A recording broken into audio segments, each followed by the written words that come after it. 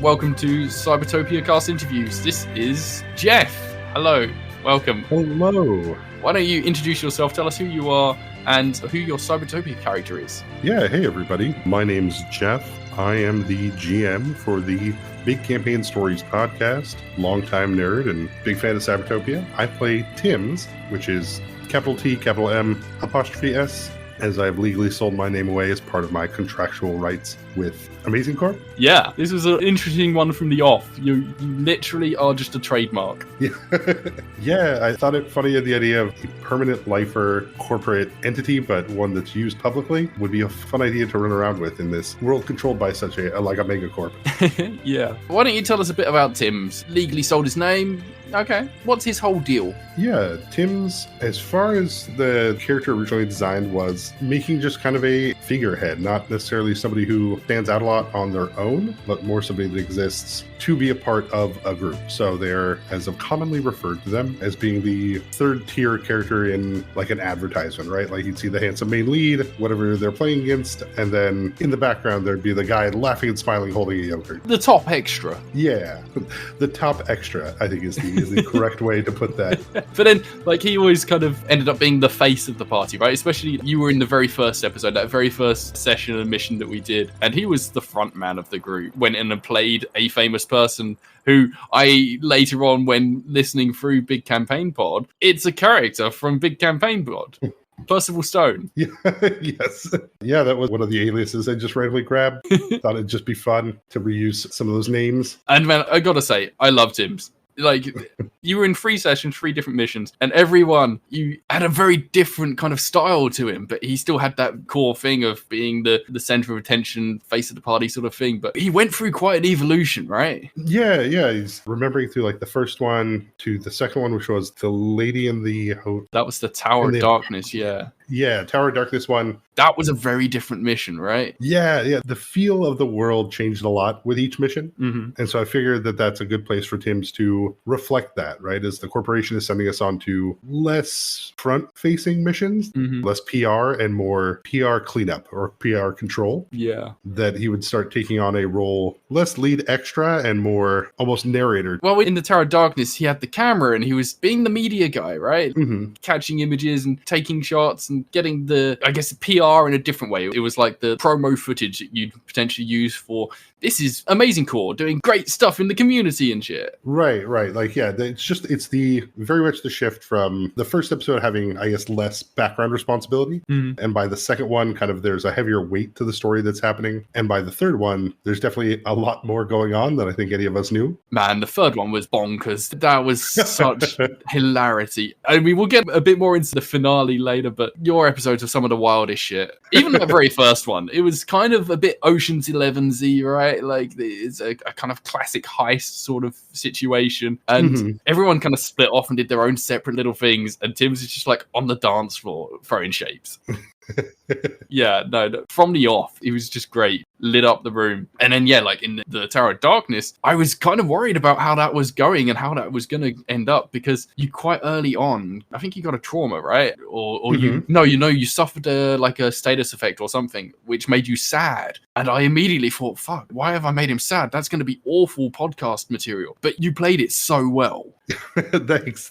Yeah, I was trying to keep in mind of like those. The yogurt commercials kept on coming back. Yeah, I wanted to lean into kind of like whenever you see those news anchors when they break character, it's just always hilarious, right? Like, yeah, they're doing their thing, they're paying attention, and then they go from a professionalism to absolute ridiculous loss. Yeah, they don't want to do it anymore. So I really wanted to. It's always behind those eyes, the sadness behind them. Yeah, but then like you bounced back and forth between it. Like I remember at one point you started saying something that was gonna sound really deep and sincere, and you're like, you know what? I'm really thinking crisp commercial. Yeah. And then at the end of it, you pulled through the sadness, and then back in the finale, just went completely off the rails. So do you have any particular moments that were your favorite? Like, I mean, I appreciate that the first episode, the first mission recording that we did was literally over a year ago at this point, but was there any moments from any of your missions that you really liked? Man, I think you had such a fun cast brought together. There was just so much going on. Oh, what was his name? Pan? Pan?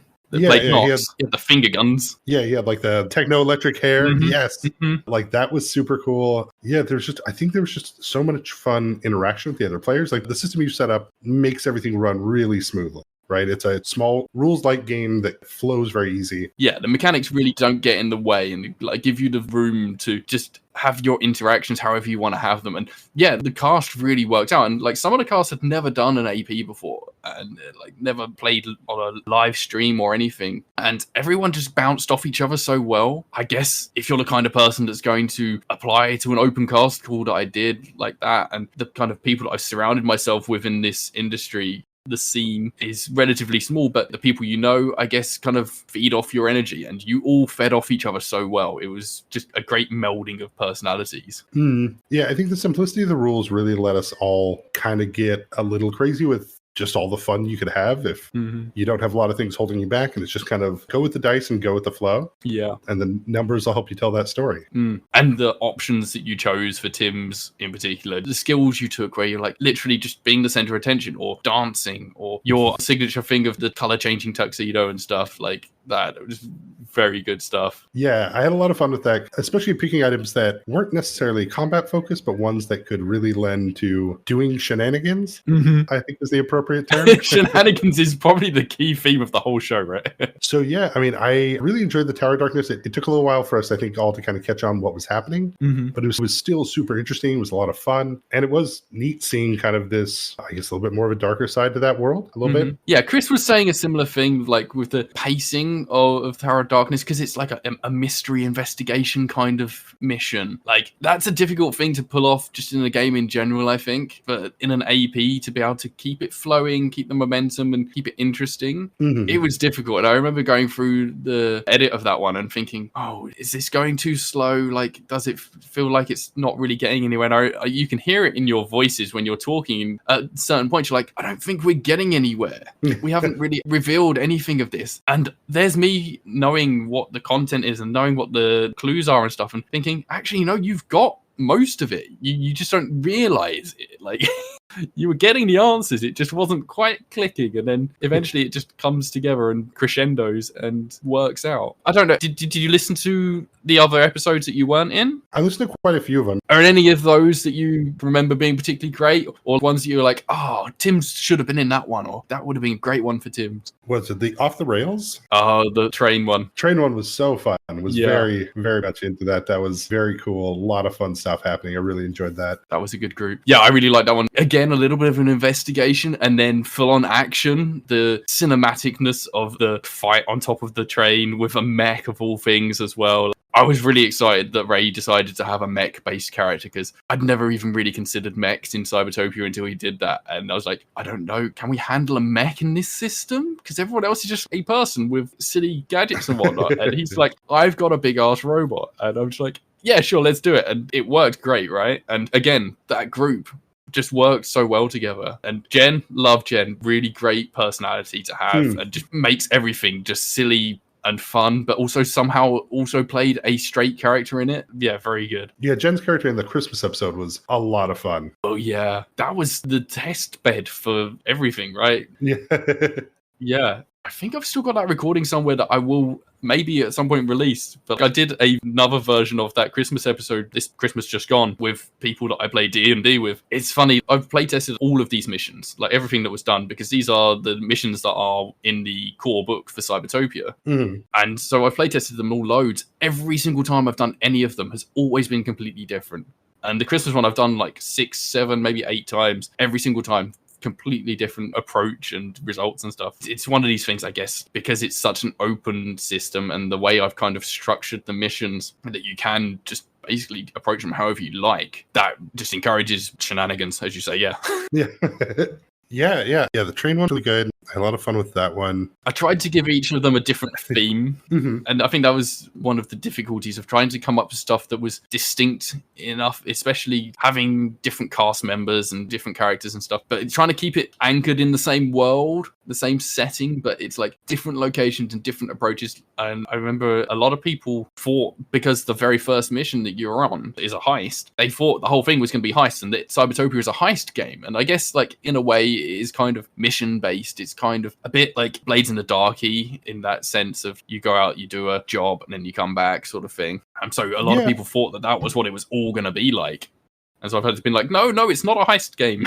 Yeah, I can see that. Yeah, that's not unfair to say, I guess. To get that impression, right? Yeah, I can completely understand how that has happened and how that's come about. Hopefully, my plans for Season 2 will change that somewhat, because I am aiming to open it out and give the players almost complete agency over what you're going to be deciding to do and where you go and who you interact with. And I guess on that note, are there any NPCs that you remember from the first series that you'd be interested to see again? Any loose ends you'd like to see tied up or find out more about? I mean, besides, of course, the wonderful season ending.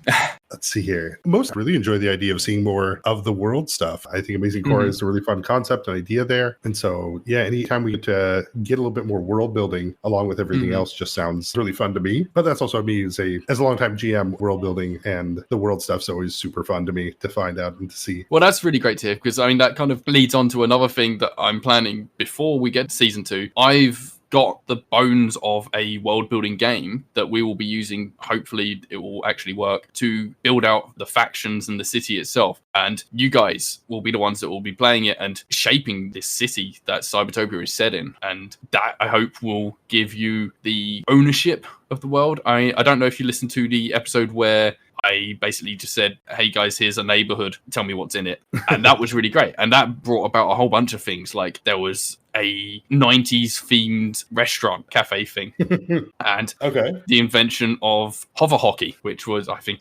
Jen's idea, like street hockey, but with air boosting trainers and stuff. And yeah, there was a load of little like things that was alluding to other stuff. So yeah, fully excited to hear you all just make bonkers stuff up and make it a horrendously difficult world for me to build missions and stuff into. But I guess that's part of the fun of just letting the players loose. So yeah, really, really interested to see what happens with all of that. Yeah. We've alluded a couple of times to the finale, so let's talk a bit about the finale, because, yeah, absolutely bonkers. You went in there with your whole cover story of we are the entertainment for the entourages of the Amazing Core opponent leadership. And that was wild. I mean, beyond just the nonsense that you narratively went through, the roles were ridiculous. I'm not sure there was many failures at all during that entire episode, during that whole session. Everyone was rolling high, but also had ridiculous modifiers, and then you were supporting each other as well. And actually, that was something that I noticed in all of your sessions, that you and the people around you did a lot of teamwork. There was a lot of, I'll help that person with that. And so you were getting these massive modifiers, and then also having a teamwork modifier in it as well. Yeah, that was very entertaining. And your whole thing of, for a moment, it looked like everything was going to kick off, and then it was like, dance off! Yeah. Yeah, leaning into that background bard personality. Yeah, no, that was a lot of the fun. I mean, with your system being so rules light, it does really benefit and help to encourage other players to work with you to accomplish things, right? Because you can get numbers, but to get those better numbers, if you get some help from people, then you can really push those into successes, which is what kind of makes it more fun. Yeah, there's no bounded accuracy in this system, man. Yeah, it's a very Captain Planet moment, right? Yeah. If everybody puts all the rings together, then boom, we can create the story plot of Captain Planet showing up to fight the bad guy. And if it doesn't work, we all kind of go down together, right? Which becomes more fun because we all have to react to, oh, has everything gone tits up? Yeah. Shoot, okay, we got 4 minds. So how are we going to fix this? Which is just a blast to play as. And I believe it gave everybody a chance to shine, which is what I think made those sessions so much fun to play. Yeah, and I think that was particularly with that last group. For some reason, I thought it was a good idea to put all of the people with the social kind of skills in the same group. And wow, yeah, really just because I guess it takes a certain sort of player personality to put yourself into the role of a social kind of character, right? So that also, I think, helped you build up on each other all the time and constantly just be bouncing off with silly ideas and escalating everything. Do you often play that kind of character in games? Is that your choice? Are you a bardic kind of person? So my normal gig is, of course, being DM. So I alternate a lot. When I do get to play, I think like most GM types, I trend towards support characters because even as a player, like I want to help the story along and I want to make sure everybody has a chance at the spotlight. So taking those kind of bard or mentor characters that are involved but help boost is I always find a lot more fun. Very rarely do I play characters who want to take the ball to the hoop themselves. Yeah, right. A lot more interested in seeing passes and teamwork kind of set up those great moments so that everybody has a story to walk away with. Yeah, I suppose, that really shines through with Tim's, because though you were the face, you were always the face that was bringing up the others as well. It wasn't like, I am the face, get behind me sort of thing. Right. I think the fun of being those bardic characters is you can have the spotlight, but it's more fun to be able to put that spotlight on someone else. Mm-hmm. Especially when they may have the skills or abilities or the idea that's going to be more fun. Yeah, for sure. That really worked out well.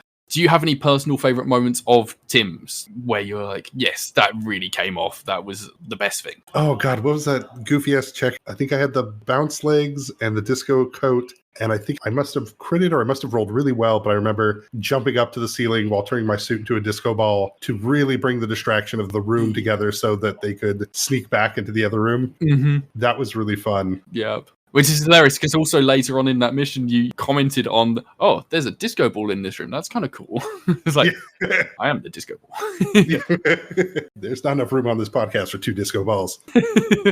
Oh, shoot. What is that? I really enjoyed the lizard-esque person creation in the Darkness Subject of the 5. Tower.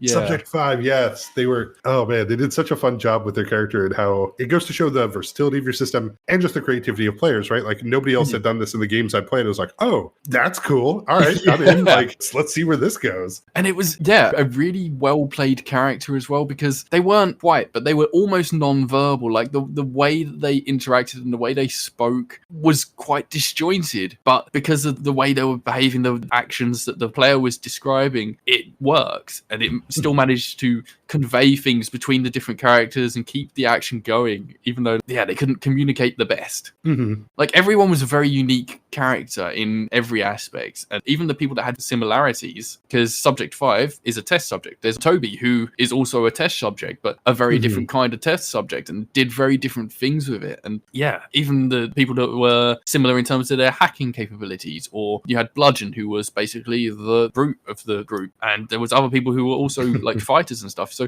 everyone had their very different things. And you'd think in a cast of 16, there'd be people who would end up being very similar characters just because there's only so much creativity in the world. And it turns out you lot are just full of creativity, which really helped everything. And it was actually a pleasure doing the editing on most of these episodes. A lot of them, it took me so long just because I was laughing through most of the time editing them. But it was great. For my first podcast experience, it ran really well and just worked out great. And everyone was really supportive and also flexible. I think the way we did it with kind of the drop in, drop out, mixing, matching sort of thing, I guess it was a bit of a double-edged sword, right? Because it meant that some people wouldn't have a mission for months, rather than having, like, most of these APs that you listen to, it's just the same group week after week playing on a schedule. Like, this is our weekly recording of whatever game we're doing. But for you guys, like, I guess you only did 3 sessions with me over the course of 9 months or however long we were recording for. Right. As somebody who also does the podcasting bit, it's a very odd time sense, I guess it'd be. Because for me, it's okay, cool. I played 3-4 sessions with you over the course of 9 months. But effectively, you're playing all the time, right? And you're editing. So you're immersed in this with both what has happened, what will happen, what is happening currently. And for, someone like myself, it's like, oh, I had really fun playing that session. Okay, I wait a month or so. Oh, they're cool. There's some new episodes. Let me take a listen and see what I haven't been a part of, but is still happening. Yeah, because I mean, it's the world that continues outside of your particular experience of it, right? Yeah, which I think is really fun. And I think that really helps. I personally enjoy that style of GMing, and I enjoy telling stories that way because it, number one, gives players their own backstories in the game, which is always interesting, right? That means when Tim's runs into some of the other people from sessions I haven't played with, we can reference our own episodes that we may or may not know as much about, right? However much you remember, but we all still work for the same corporation. So they're still like, oh, hey, you were Tim's, you were on that job, right? Yeah. And that yogurt commercial. Yeah. Yeah. Oh yeah, like my family loves those crisps, and that's what they And so I think that helps bring the world more, especially with the world building game you're talking about, helps bring that more to the front, because the world doesn't stop because I as a player am not playing, right? The enjoyment comes from interacting. Every time I come back, the world has changed, and so it's like, oh cool, okay, like what's happening now, or what's the story that is currently occurring?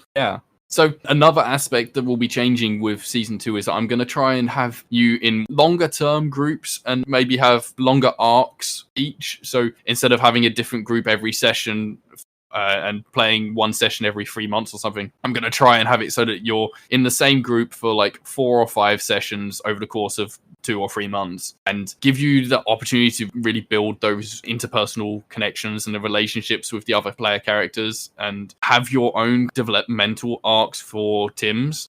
Have you given any thought to how Tim's might develop going forwards, or how you'd like to see him grow? I mean, all of it really hinges on what happens at the end there, right? Like what information we find out. But I could see Tim's arc second season being more of a heel if we've been abandoned by Amazing Corp, turning more into members of those groups that oppose the giant corporation, while being a figurehead for not only Yogurts and Crisps, but for a rebellion. Yeah, okay. I could see that. Yeah, becoming a leadership role model kind of figure. So yeah, Amazing Corp basically threw you all under the bus at the end of the series. And I suppose one of the loose ends there is why and who is responsible for this and that sort of thing. So I imagine most of you, if not all of you, will have a bit of a revenge streak in there because of that.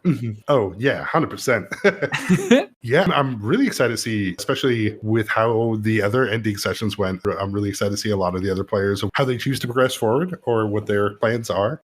You said Tim's kind of leading a rebellion sort of thing. Do you think he'd go to another group and try and get involved in like the Underground or the Free Earthers or something? Or do you think he'd stay as more of a free agent kind of person, or try and keep to a smaller cell of the PCs? I think he would try to find all the, in kind of the hobos version of the Avengers. It would be fun to have those moments with all the other players that have been thrown under the bus by Amazing Corp, and have our group, all of us, the 16, be the members that are a new group, not the Free Earthers, not that. Yeah. Because I don't think any of us were opposed to the idea of Amazing Corp. We just don't like them now because they screwed us over, right? Yeah. So it's not to say that there isn't a place in the world for an Amazing Corp. Maybe one that's just one that I don't have a vendetta against. Yeah, I mean, it was one of the things that I tried to keep throughout the whole theme of the show and the world is the shades of grey thing, right? Like, Amazing Corp are not a wholly evil entity. They are not just some greedy corporation. They have their own motivations and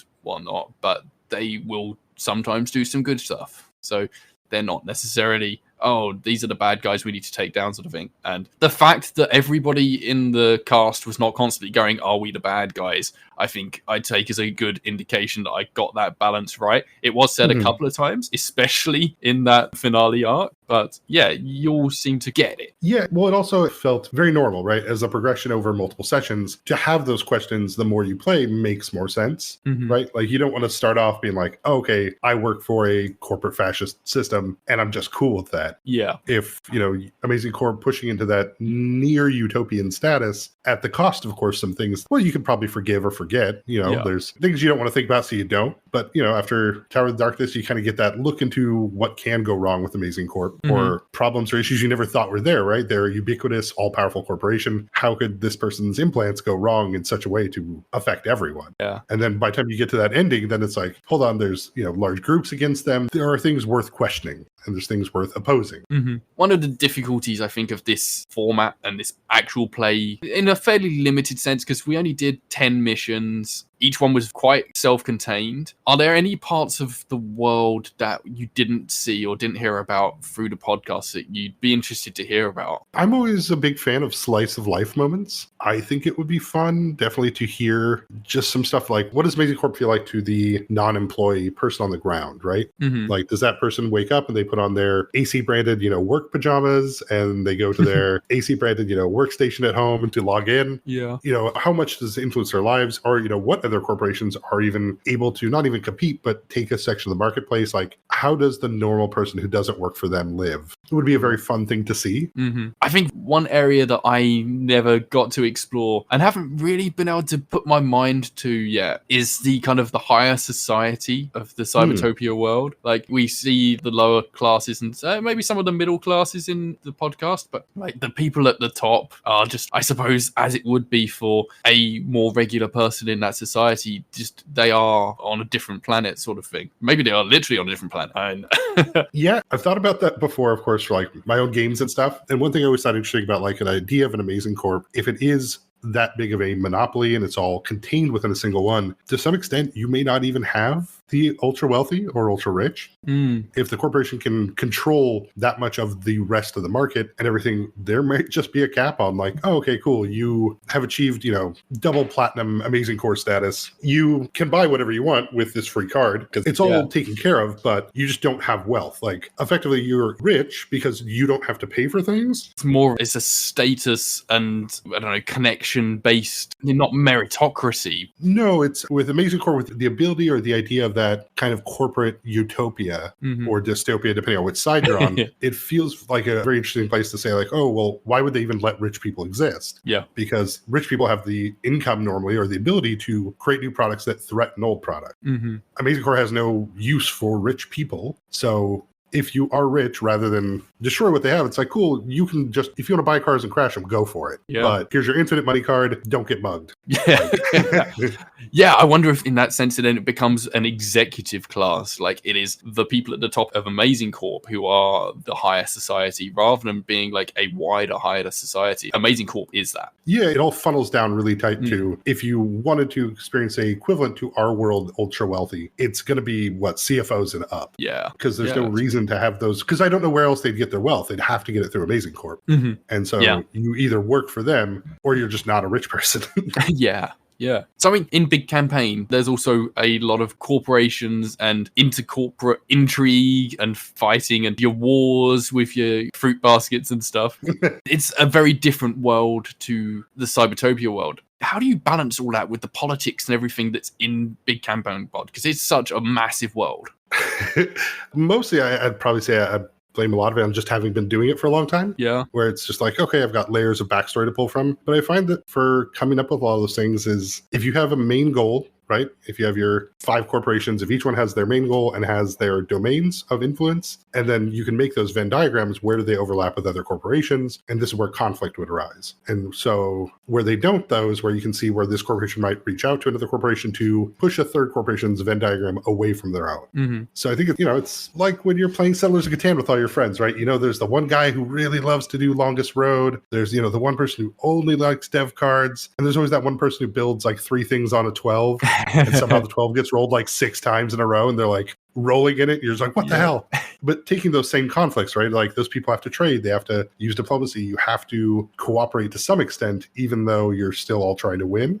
Yeah. I don't know. How do you keep track of that stuff? Are you one of these people with like a whole binder of notes and plans and stuff? Or I'm very much a seat of the pants sort of GM. How do you do it? Well, I'm very lucky. I have a very good memory. Like one of those people that, I'm really good names, faces. Just if I write something down, it's there. That is lucky.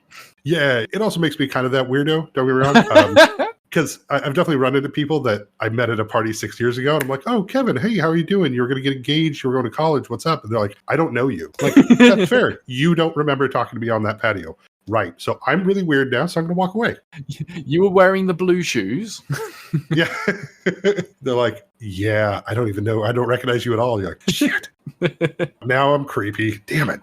Okay, so this is all up in your head then? Yeah, a lot of it's up the head. And just, we have our Discord. My players talk a lot. A lot of player conversation interaction helps me kind of get the vibe of what the world's giving to them. Yeah. And so then I can adjust my world a little bit to make sure, is that the vibe I want to come off?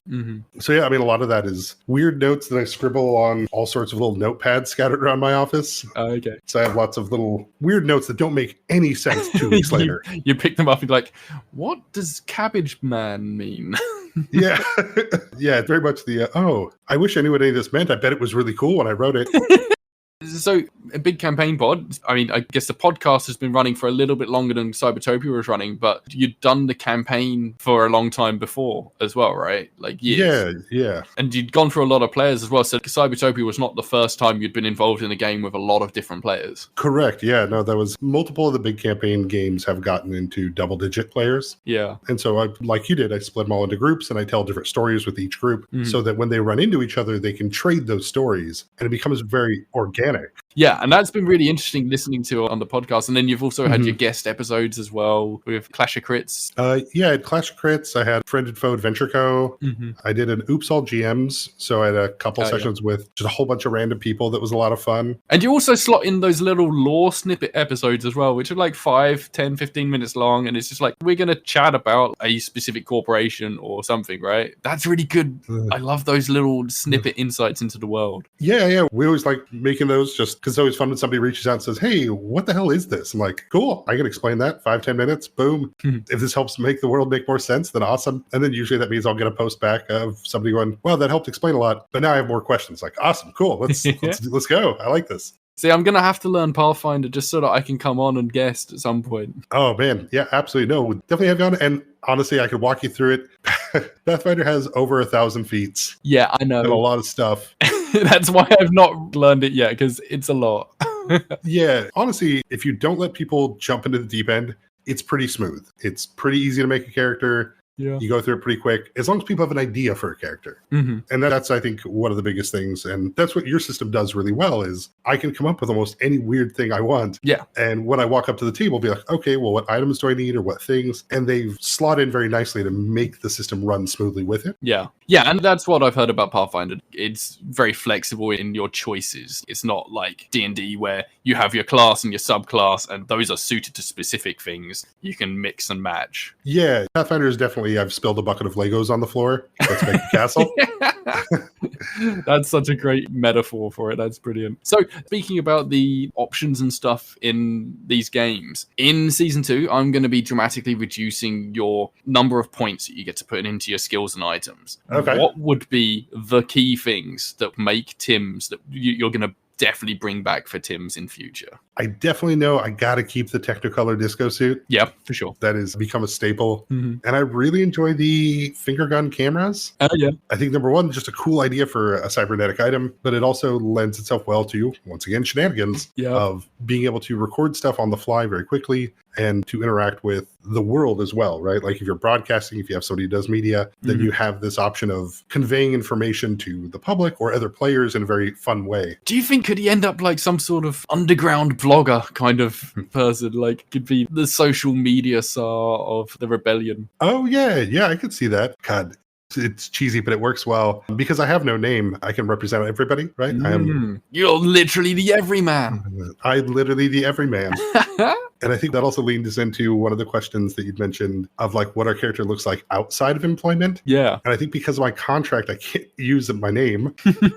So imagine Tim's, whenever he's not working for Amazing Corp, or is, I guess, working for whatever other corporation that, he's one of those dudes who wears a big helmet and is a sign twirler, a stupid mascot for corporate events. Yeah. So you can't see his face and you can't see him, but he's under a suit somewhere twirling a sign to direct people to something. That's such an amazing image. Yeah. And I mean, with Tim's history with the dancing and stuff, that would be really cool. I'm so excited to see how everyone comes back together and the way that they develop their characters. And especially, hopefully it does work where I'm trying to give you these longer arcs and give you the space to grow. I wonder if Tim's could go down an aggressive route as well. Because, I mean, he had a couple of moments where I think he eventually end up with the improvised weaponry learning turned into a proper skill? Yes, I think I did actually eventually get that. The Nat 20s were always choice for you. It was the things that we wouldn't have really expected you to be going down the route of. And I think that's one of the interesting things of the Cybertopia system is that you don't really direct your skill development. The dice do. So if you just happen to get a Nat 20 on the thing that you were like, oh, I'd do something random, then that suddenly becomes, oh, this is something my character could be good at somehow. Let's see here. Yeah, I had center of attention, improvised weapon, 2 marks, and observation 1. Yeah, I really like that part of your system because I really enjoy any time we can see characters develop in session, in game. Yeah. I think it's a little bit of a bummer for almost anything, Pathfinders, D&Ds, a lot of these things where a lot of the advancement and power of the character is hidden between sessions, right? Mm-hmm. Like, oh, you end the session, congrats, you all level up, your skills go up, your feats go up, or whatever things, class features, and then next time when we play, you can use them. And so it's very fun to have any system where, hey, did you pull off something cool? Mark a point towards that. Like you're getting closer to learning that and making that a permanent part of your character through your actions in the game, right? And I think that's one of my favorite things about the system, in that it is a natural progression from what you do in the game, rather than being, I don't know, almost metagamey, where you're outside of the game deciding, I want my character to get this feat in this particular thing. It's like you only get that progression in Cybertopia if you are doing that thing when you roll a nat 20. Yes, and that part is great. 100% kudos to you for implementing that and keeping with it, because it makes those moments more memorable as well, right? Like, this isn't, hey, do you remember when you took heavy weapon expert? Like level 3 or something? I don't know. It's like, but I remember when I crit on my observation. Yeah. I remember, using center of attention and getting that, because they permanently became part of my character. Yeah, definitely. So I guess to kind of round it all out, is there anything in particular you would like to see happen in the future for yourself, for Tim's, for the cast? What would be like your number one wish going forwards? Well, I definitely want to find out what happened to Alpha India. I know they disappeared and got replaced with a new person. I know we had a little corporate shift there. Yeah, there was a lot of corporate moving it around. Yeah, so I think that part's fun, because that, number one, there's world stuff to explore there and information that we could get that might lead us down different storylines. I think definitely, especially for the second season, I'll probably be taking Tim's a little bit more into the aggressive, or a little bit more into the combat side, right? Yeah. And he's got to survive somehow, right? Yeah, like being the face was fine from the perspective of season 1, but with the collapse and with everything that happened and the betrayal, it now makes sense. You've got to bring that back, right? There's that character's no longer being the vlogger is definitely part of that personality and definitely fun, and is definitely an idea that actually I'm really thinking about now. Is there anything that happened that you wish had gone differently, or that you think back and you're like, I should have done something a little bit different on that one? There was no big disasters or anything, and the stories just kind of went as they felt like they should go. I think you did a good job as the storytellers, the game master, of leaning into our foolishness while still maintaining your story, right? So it doesn't feel like there's some way that should have gone, because it feels like it went the way it was supposed to. Yeah. Because the game flowed so naturally, right? Like when we ended the session, all of us were excited. We all had a blast. We were, chatting about it. And I don't remember any of my sessions, anybody walking away from it going, I wish this would have happened instead, or this could have been cooler. Yeah. Like everybody kind of got out of the movie together and was like, that was great. I'd watch it again. Yeah. I mean, even the nat ones, right? Everything was fun. Everything was good moment, like even when you had horrible failures. And sometimes actually the failures were the funnest part. Yeah. And I mean, the benefit of your system, especially being rules light, means failures are abdicated by you, and they're also in control by you, right? They're proportional to what's kind of happening. So it's not like anybody had like, you critically fail and you drop your cell phone and it bounces off the toilet and crits on your friend behind you and they have no more teeth. And you're like, wow, that feels ridiculous for a one.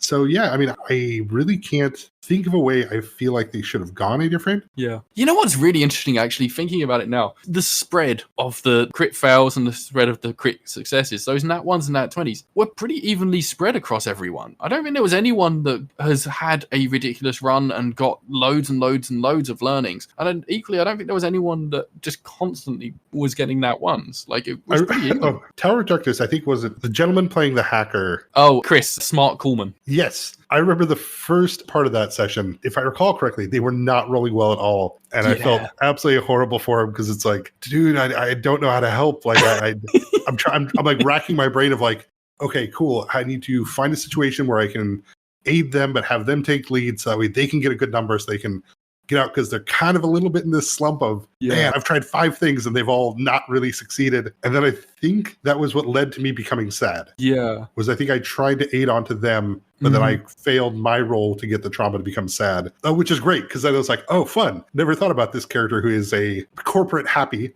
to be forced with a confrontation on morality and depression right now. Yeah. And then I think it did turn around for Chris by the end of that episode of like Smart did some like really big good roles that really turned things around, especially once you got in that room with the old lady and stuff, like all kind of worked out eventually. But yeah, when you get that string of bad roles, you're like, oh God, I'm just going to stop. Yeah. Yeah. It's definitely hard to keep up morale when you're like, I just got to throw the dice one more time. It'll be fine. But the last 5 times have kind of let me down. Just above a 10 would be nice. Yeah. So Cybertopia, very rules light system. Pathfinder, pretty crunchy system. Do you have a preference between your crunch and your light, or do you like to do the whole array? Is there a system you'd love to play or do an AP of at some point? I'm a huge fan of crunch, but I also really, really like to see the fluff line up with the crunch. That's the biggest part to me. Is I don't mind as many crazy rules as it can be and all the weird builds and everything, but I like to see that flavor work in, right? Like when those two can happen at the same time, it's perfect for me. The game feels how it reads and it plays well. So in that case, do you have a favorite system? I've really enjoyed the few times I played Delta Green, Call of Cthulhu. I have the most experience, of course, with Pathfinder 1E, especially with homebrew content and modifications to the game to make it more into the vibe and feel I like. Do you have a different preference to play than to GM? Actually, you know what? That is interesting. I think as a GM, I like crunch, and I like that because it gives me a solid basis for the players and I to have discussion, right? You want to do a thing that maybe I'm not seeing in my head, but if there's rules for it, then we can both kind of go, okay, so this is what we have to work from. We can modify this, or we can come to a conclusion together that we both like for the story and move forward. On the player side, I mean, I definitely enjoyed like your system, rules light systems like this. I like Powered by the Apocalypse stuff. Are there any systems you'd really love to play that you haven't yet? See, I just recently got the Mythcraft book, which I just started listening to an AP of that. Oh, nice. What's that AP? I don't know that one. Tales of Yavard. Oh, okay. Looking that one up. Let's see here. There's recently a Kickstarter just ended for Triangle Agency, which looks really neat. Did you ever play Control? No, I didn't actually, but yeah. Yeah. Secret corporate organization is dealing with far realm Cthulhu monsters and weird psychokinetic ethereal creatures, and you are going through that. Triangle Agency has a lot of vibes of that. Haven't got the book yet, so once I do. So I think just from the player side, anything that doesn't lead to a bunch of stalling, I guess, is the big thing. Is, you know, as the GM can be fluid and the rules are fluid enough to let us move forward. I hate arguing rules, and I don't hate rules lawyers. Like, I like people that memorize those rules, and I'm one of those people who definitely memorizes rules as well. Yeah. But I absolutely love it when the game can just flow smooth. And, you know, oh, well, you're supposed to have a -2 penalty if you throw something larger than a dish plate further than 10 feet in their court. It's like, bro, the monster has 1 hit point left and they're going to throw a dish plate at it. Just give it to them. Yeah. Don't stop the game for 20 minutes to be like, well, technically. It's like, all right, man. Yeah, I get you. No, I think this is coming back to the whole thing of the group that we pulled together. It's all kind of quite like minds in this sense of we are all on that same level.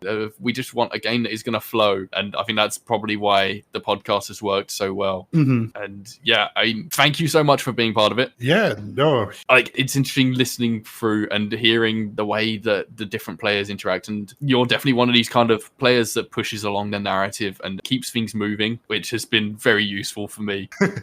So thanks for that. I think we're about ready to wrap up here. Do you want to give us a last plug for your stuff? Yeah. If you're into actual play podcasts, of course, I recommend my own, of course, Big Campaign Stories, Repo Man in a Pathfinder first edition setting, kind of set to more of a Blade Runner or Snow Crash kind of vibes. If you want to see, let's see here. I'm going to throw a couple other small plugs here. If you want to see another GM like Ben here that's very good at going with the flow of his players and just the chaos and shenanigans that ensue, I definitely recommend the Friend and Foe Adventure Co. podcast because they use Bunkers and Badasses, which is based after the Borderlands games. And of course, how can I not throw out something for the Clash Crits guys, as they are definitely doing their 5e homebrew world. But if you want shenanigans per pound, they have it.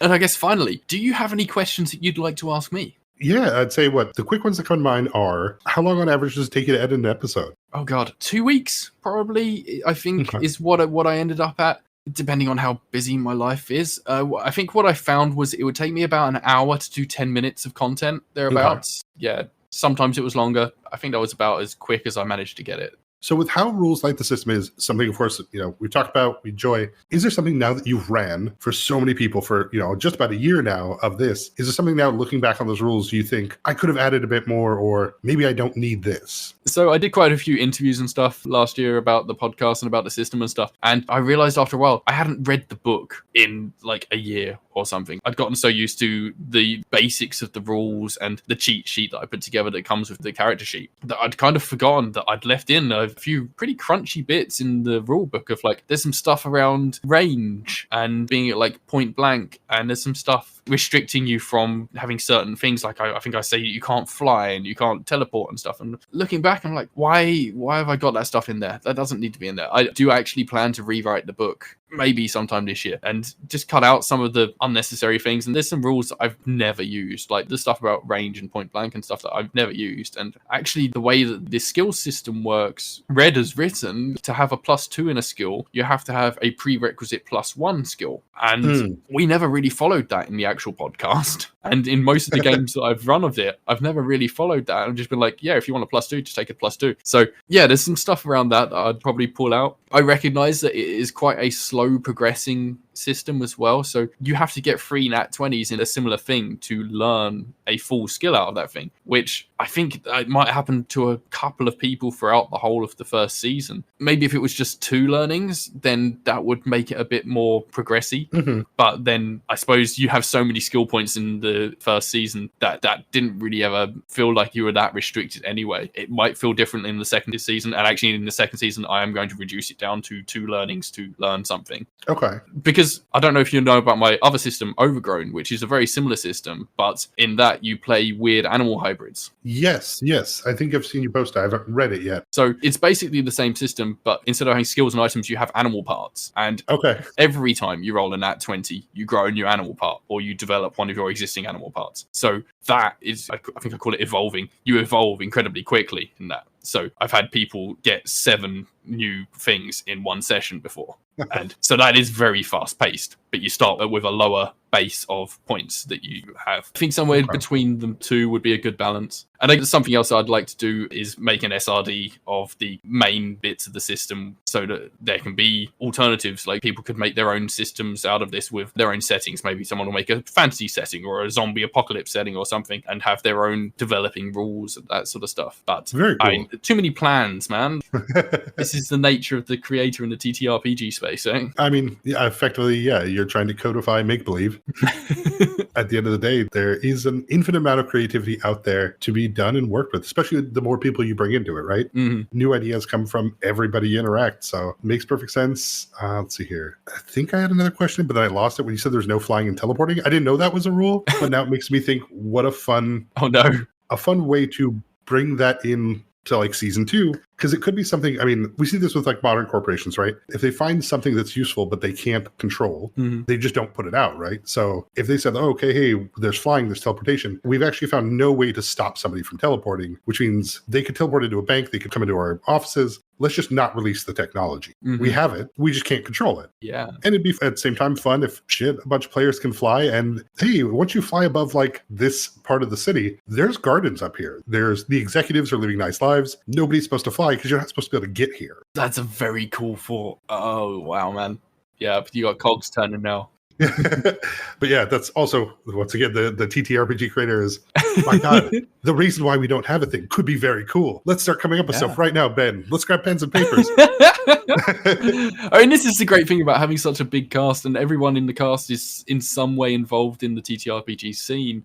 Everyone has their own ideas to contribute and things that they can bring to the system and the development of the story and stuff. So yeah, it's been great just being able to collaborate with you all on every aspect of this, and I can't wait for the season 2 stuff to really kick in and see where you take this world next. Yeah, so to tidy it up, then thanks so much for having me on. Thanks for running this. It's been a blast, and I enjoy all of the cast, so I cannot wait for season 2 where I get to mix it up with some people that I maybe haven't played with yet. Yeah, man.